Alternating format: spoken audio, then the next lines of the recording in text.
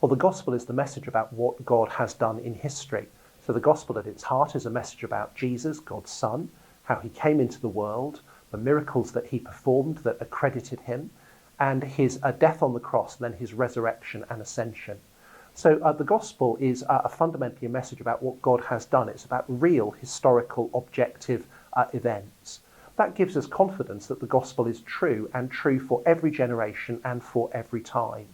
So even though we live in a post-Christian environment in which people have abandoned gospel belief, that doesn't mean that the gospel isn't true.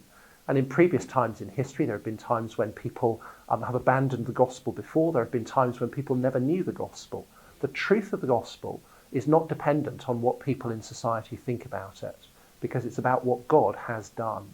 And when we look back on Christian history, and even in the world today, we can have confidence that this gospel message is true. As Paul writes in the letter to the Romans, the gospel is the power of God for salvation. And we can personally testify to having been saved by God through the gospel. We can look back through Christian history and see how people have been saved and come to a knowledge of God. And all around the world, the gospel is growing even today. So although in many Western countries, Christians are a very small number and there seems to be slow Christian growth, in other parts of the world, the gospel is bearing great fruit.